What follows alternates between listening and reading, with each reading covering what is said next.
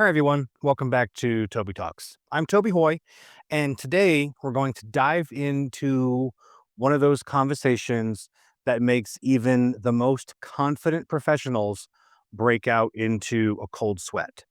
We're talking about asking for a promotion. Now, before you skip this episode thinking that it doesn't apply to you, stick with me for a moment. Whether you are early in your career, mid level, and feeling stuck, or a senior leader considering your next move, the principles that we're going to cover today apply to everyone. Because here's the thing, asking for what you deserve is a skill. And like any skill, it can be learned. I've had this conversation more times than I can count, both as somebody seeking for their next promotion and as a leader on the receiving end. I've seen people absolutely nail it, and I've seen people absolutely bomb the conversation. And I want to help you be in the first category. So grab your coffee, grab your blueberry and banana smoothie, settle in, and let's talk about how to actually get that promotion that you've been thinking about. Before we dive into tactics, we need to talk about mindset for a second, because I meet so many talented people who are just waiting. They're sitting around and waiting to be noticed, waiting for someone to tap them on the shoulder and say, "Hey, you've been doing great work. Here's a promotion." And look, that does happen sometimes, but it's rare. More often than not, the people who advance are the ones who advocate for themselves, not in an obnoxious way, but in a strategic, professional way. Personally, I learned this lesson the hard way. Early on in my career, I was doing everything right. I was coming in early, staying late, taking on extra projects, basically doing the work of two people. And I genuinely thought that somebody would just notice and reward that. Spoiler alert, they didn't. It was not until I finally worked up the courage to actually ask for a promotion that things changed. And even then, my first attempt was pretty rough. I remember sitting in my boss Rita's office, stammering through why I thought I deserved it, and basically hoping that she would just say yes so that I could escape the awkwardness. But you know what? That awkward conversation started a process. It got the wheels turning, and eventually I got that promotion. More importantly, I learned how to have that conversation better the next time. So if you are someone who thinks that you should not have to ask, that good work just speaks for itself, I hear you. In an ideal world, maybe that would be true, but we don't live in an ideal world. We live in a world where your boss has 17 different things on their mind at any given moment.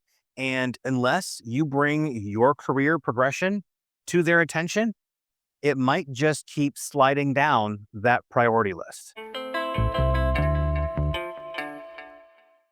All right, so let's get into the meat of this. And we're starting with timing because honestly, this might be the single most important factor in whether your promotion conversation succeeds or fails. You can have the best case in the world and deliver incredible results, but if you ask at the wrong time, you are just setting yourself up for disappointment. So, when is the right time? Well, it's when you have momentum. Think about it for a second.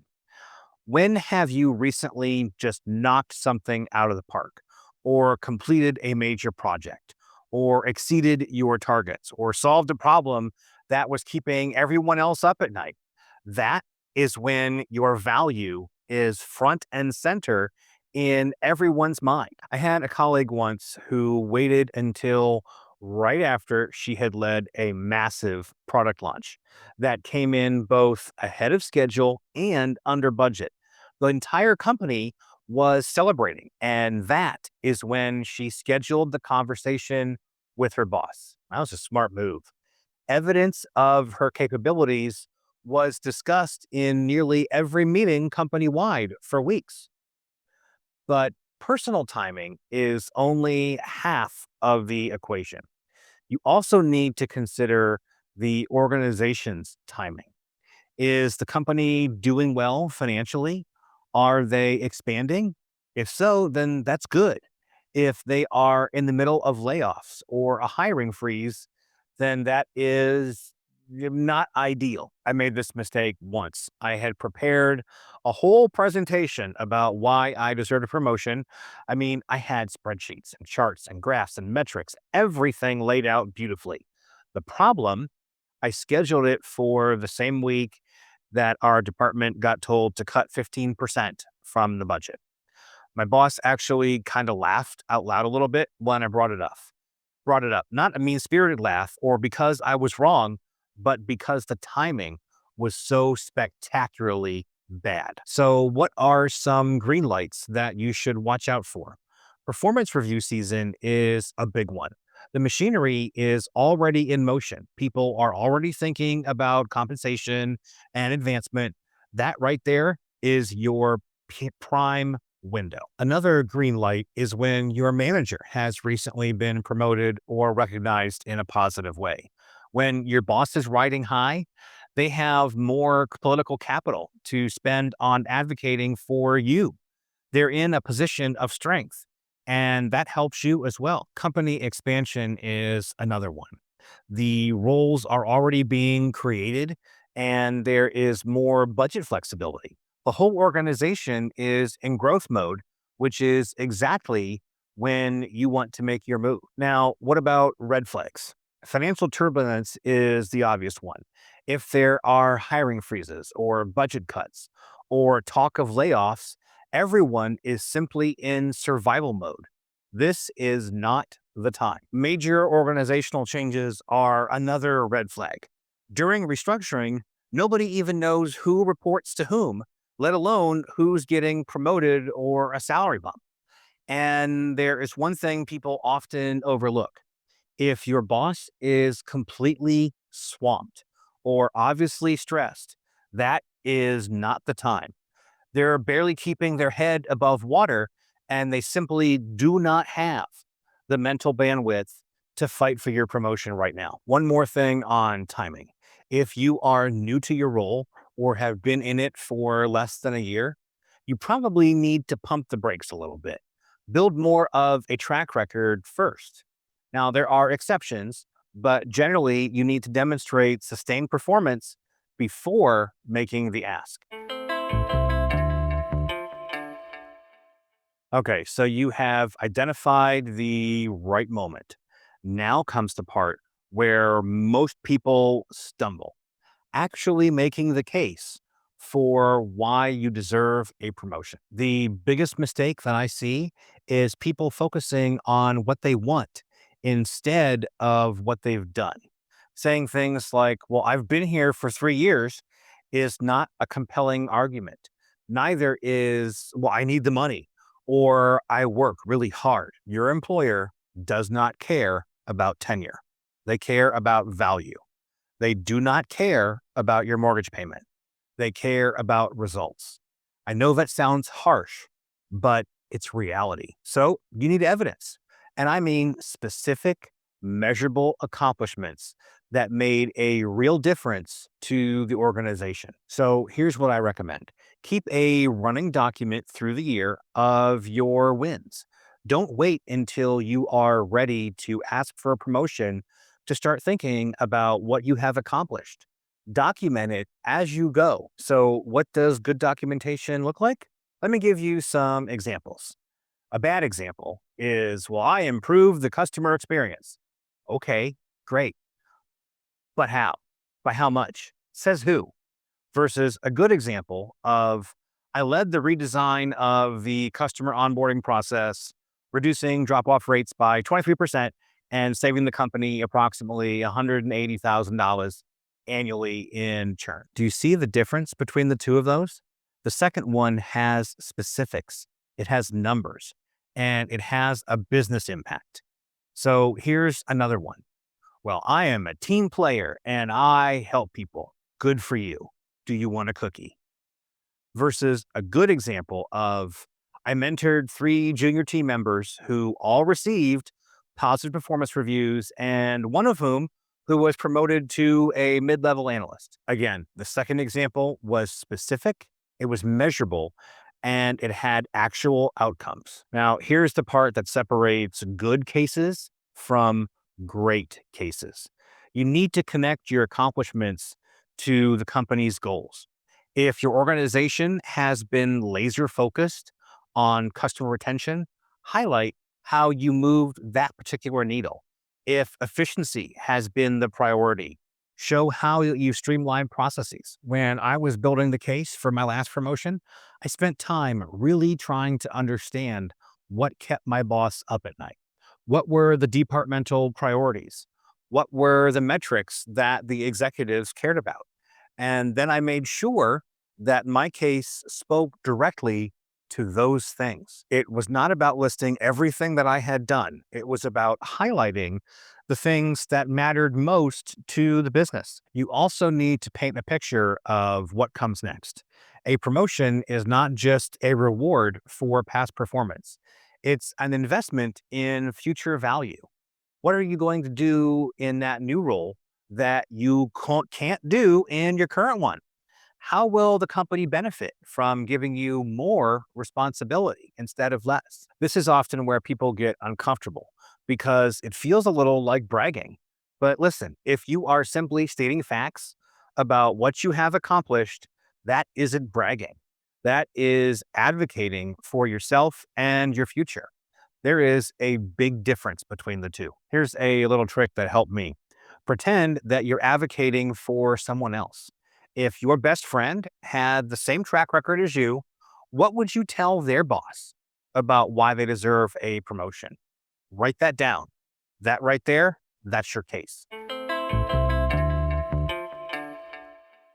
All right. So you have picked your moment, you have built your case, and now you actually have to have the conversation.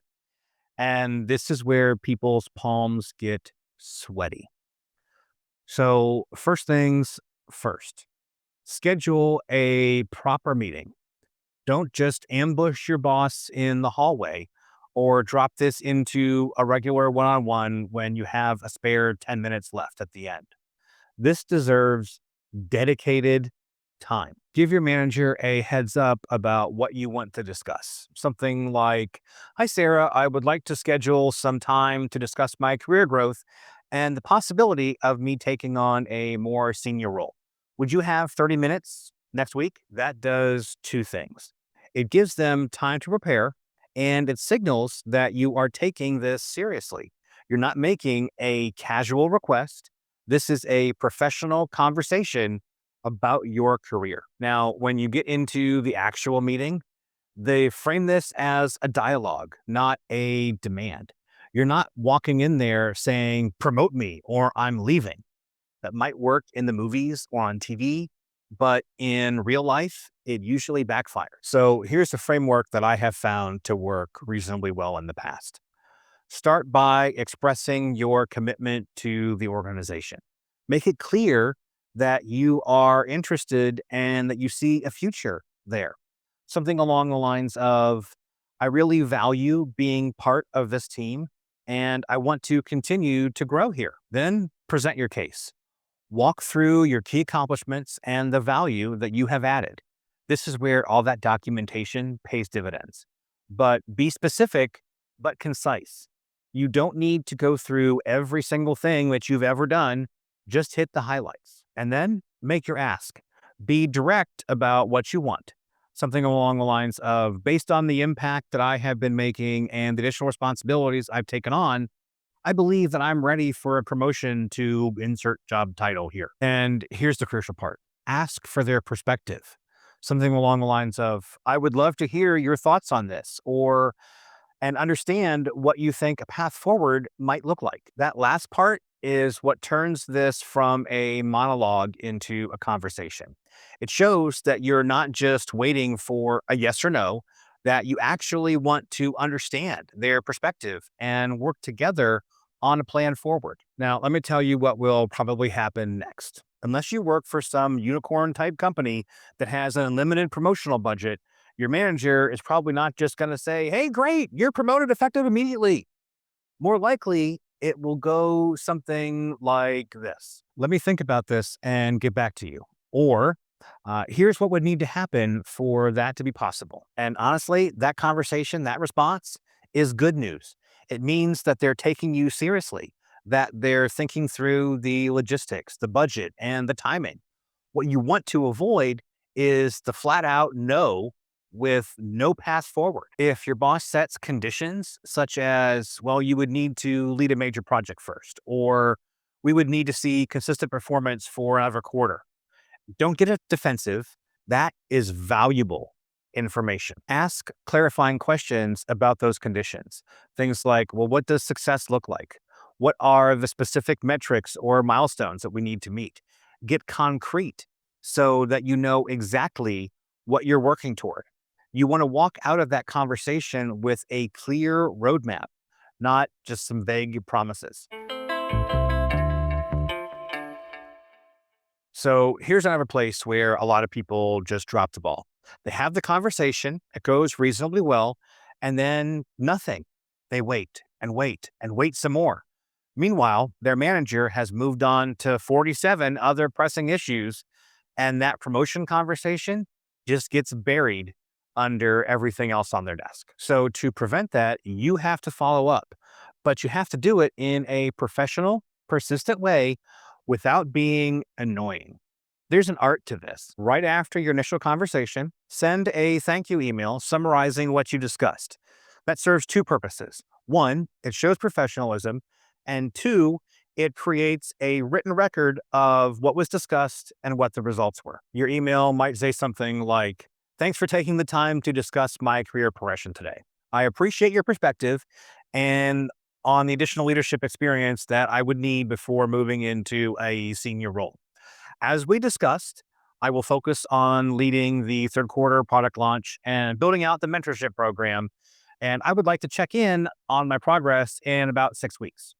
Does that timeline work for you?" You see what happened there? You recap the conversation and you confirmed the action items and suggested a follow up timeline. Now you have permission to circle back in 6 weeks without it feeling random or feeling like you're being pushy. When that 6 week mark hits, send a brief update, something along the lines of, "Hi, Sarah. I just wanted to touch base as we discussed. The third quarter product launch is on track to deliver next month, and I've officially started the mentorship program with 2 team members. Would you have time next week to discuss the next steps?" That keeps the conversation alive without making it feel like you're pestering them. You're providing updates on the things that they said mattered.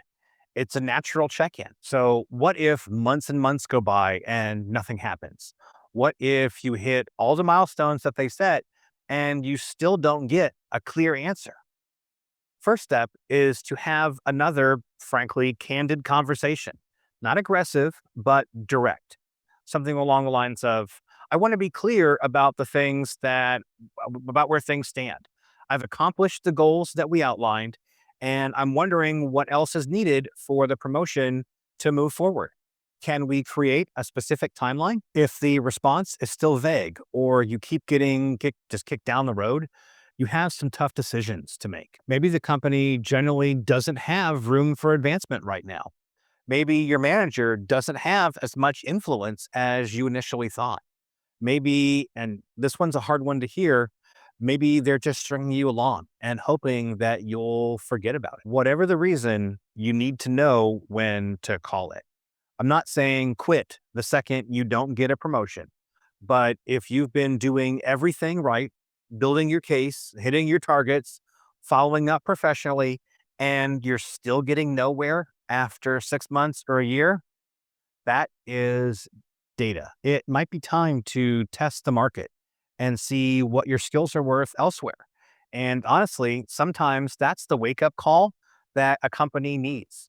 I've seen this happen. Someone starts interviewing, gets an offer at a higher level, and suddenly the current employer finds the budget for that promotion that they said was impossible. I'm not saying that you should use that as a negotiation tactic, but it is worth knowing that if you're not being valued where you are, somebody else just might. So let's talk about what happens when you hear no. Not a not yet, or not a well, let me think about it, just a flat out no. That stings, especially if you put a lot of work into building your case and you thought you had a pretty strong shot. I've been there. It's disappointing and it can feel like a personal rejection, but how you handle this rejection says a lot about your professionalism, and it can actually set you up for success down the road. First things first, don't burn bridges. I've seen people get a no and then immediately become bitter. They check out and they start bad mouthing the company. That guarantees that you will never get promoted there, and it tanks your reputation. Instead, take a breath.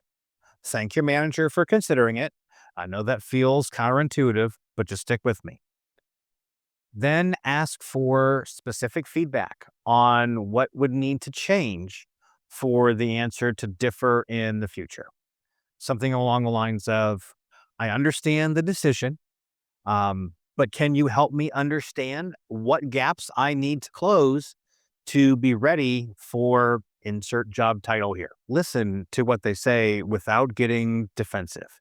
Even if you disagree with their assessment, this is valuable information about how you are being perceived in the world. You might think that you're absolutely killing it at strategic thinking, but if your boss says that you need to work on it, then that is their reality. And their reality is what matters for your career progression there, not your reality. Then you need to make a decision. Are you willing to work on those gaps and try again in 6 months? Or does this tell you something about the culture or your future at that particular company? Sometimes a no is the push that you needed to realize that you may have outgrown your current role or the team or the organization as a whole. And that's okay. Some of my best career moves came right after being told no somewhere else, because getting rejected forced me to really evaluate whether I was in the right place. And a couple of times I realized I wasn't.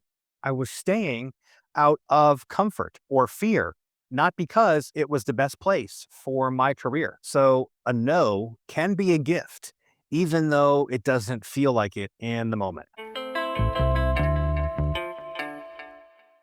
All right, we are getting close to the end, and I want to leave you with what I think is the real secret to getting promoted. Are you ready? If so, here it is. Start acting like you are already in the next role. I don't mean faking it or overstepping your boundaries. I mean generally developing the skills, taking on the responsibilities, and demonstrating the judgment that the higher or more senior role requires. If you want to be a manager, start mentoring people now. If you want to be a director, start thinking strategically about the entire department, not just the part that you play. When you do this, the promotion conversation becomes less about convincing someone that you can handle the job and more about formalizing what you are already doing.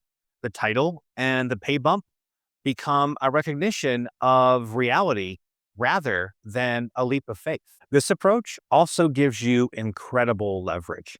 If your current company doesn't promote you, somebody else will probably hire you into that role. I've seen this happen dozens of times. Someone in a junior level role is doing senior level work and gets passed over for a promotion and then gets recruited away at that senior level because other companies can see what they're capable of. So even if that promotion doesn't happen where you are, the work you put in to grow into that next level is never wasted. Now, look, asking for a promotion is uncomfortable. It forces you to advocate for yourself, handle personal rejection, and navigate company politics. Nobody likes doing it, but the alternative is just waiting around from now until the end of forever, hoping that someone notices your hard work and just spontaneously decides to give you more money or responsibility. And yeah, that might happen, but I wouldn't bet the bank on it. So do the work. Pick your moment, build your case with real evidence, have the conversation professionally, follow up without being annoying. And if it doesn't work out, take what you learned and figure out your next move. Your career is not something that happens to you, it's something that you build one uncomfortable conversation at a time. So, if any of this helped you think through your own promotion strategy, do me a favor and share it with someone else who might need to hear it. We're all trying to figure this out together. So, that's it for this time. Thanks for listening to Toby Talks. Until next week, keep growing, keep learning, and remember that nobody is going to hand you your career. You have got to build it yourself. Take care, everyone.